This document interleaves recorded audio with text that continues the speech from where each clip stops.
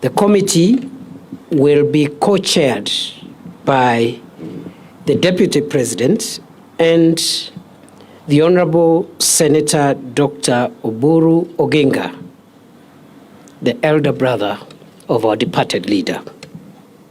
The other members of this committee from the Cabinet: CS Wycliffe Oparanya, CS for Cooperatives and MSMEs.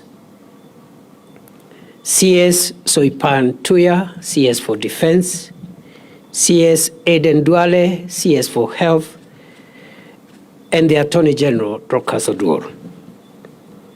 From the family, besides the co-chairperson, Senator Oburu, Dr. Wenwa Akinyi Odinga, William Ojonyo, Elijah Oburu, and Joe Ager, Doctor.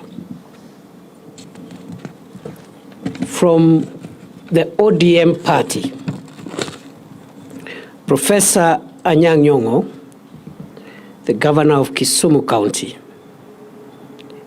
Governor Gladys Wanga, who is also the National Chairperson of ODM, Governor James Orengo of Siaya, Governor Abdulswamad Sharif Nasir of Mombasa, and Governor Simba Arati of Kisii. From the Senate, Minority Leader Senator Justice Stewart Mazayo and Senator Godfrey Otsotsi. From the National Assembly, the Minority Whip Junet Mohammed, Minority Leader and former Minority Whip Junet Mohammed, the current Minority Whip Millie Odhiambo, Dr. James Nyikal, Dr. Otiende Amollo, and Dr. Lillian Gogo.